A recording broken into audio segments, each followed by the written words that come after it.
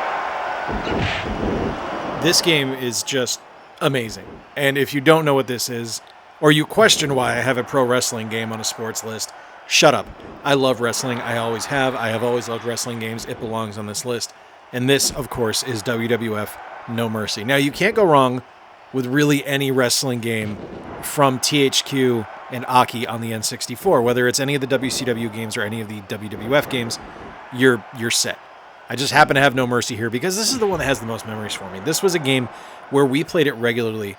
My friends Bob, Corey, and I, we had this game constantly in the N64. We were always playing it, always on a mission to make Crash Holly the WWF World Champion. And it was just a fun experience. It was something that we loved. It plays brilliantly to this day, and it's something where it really feels like this is an engine that's locked to its time, because this was something that kind of got resurrected for AEW Fight Forever, and unfortunately it just didn't work. It didn't play right to me. It just felt out of place. This is something that needed to be on the N64, and it works great there. This is still a fantastic experience. It's still a fun game to play, and it's still something that I go back to all the time. This one holds up. Other games in the franchise that have the WWF label don't.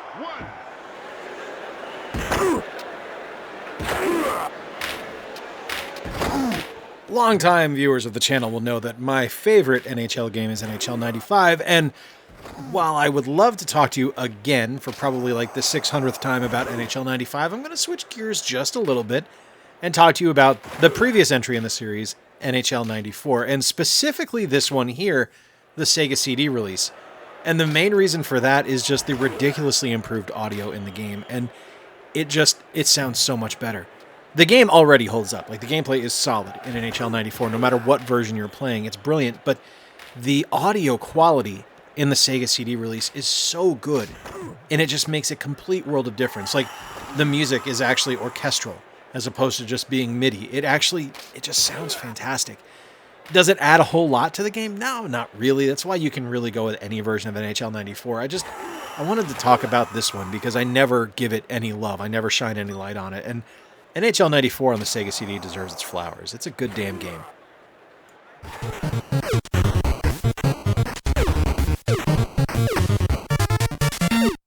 Okay, yeah, look, is Super Dodgeball like a hardcore, realistic sports game? No, not by any stretch of the imagination. Is it fun? Oh, hell yes, it is fun. It is legitimately one of the most fun multiplayer games you can have on the NES. It's something that I just absolutely adore and have so much fun with because it's just nearly perfect. Where else are you going to be able to just have a knockdown, drag-out dodgeball game and have it be this much fun? It's internationally based, so you get to play against other countries. You have fun but simple and easy to use controls that make the game fun and challenging. The gameplay itself is stellar.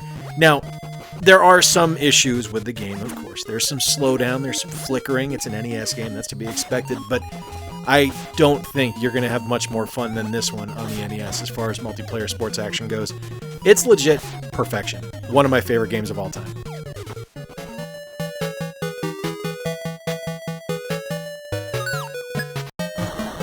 Y'all knew I had to have something on here for the Neo Geo Pocket Color. The Neo Geo Pocket Color Pursuit is a real thing, and I actually recently just picked this one up. Spoilers for a video next week. And this is Baseball Stars Color on the Neo Geo Pocket Color. Now, I love Baseball Stars. I loved it on the NES. I loved it in arcades. I loved it on the Neo Geo. It was just something that was a perfect baseball experience, and I was a bit skeptical that they were going to be able to capture the magic of Baseball Stars and actually make it work on the Neo Geo Pocket Color, but man, did they. It is such a fun game. It is such a worthy recipient of the title of Baseball Stars because it just works. And it's portable. And it's on one of my favorite portable systems, and it's just absolutely fantastic. I am thrilled to have this in my collection now, and I'm thrilled to be able to play this whenever I want to. It's just a fantastic game. If you love Baseball Stars, and you have a Neo Geo Pocket Color, this absolutely needs to be in your collection. It's such a significantly fun game and such a wonderful baseball experience to take on the go. 10 sports games, I think they hold up. It's a retro games that I still love playing to this day, and I think they do stand toe-to-toe with modern sports releases, and that's kind of nice. That's a pretty nice thing to feel. A lot of games that are older like that don't necessarily age all that well, but I think these ones actually look pretty good. Let me know in the comments down below what your favorite sports games are from retro consoles. I would love to hear from you. What are your favorites? If this is your first time here, I encourage you to subscribe. I'd love to have you stick around and do a couple videos a week. I do a short every day. Love to have you be a part of the community. We're trying to get to 15,000 by the end of the year. Till next time, folks, I've been Jay. Appreciate y'all spending a little bit of time with me. Remember, play more games, stay square, and take care. I'll talk to you soon.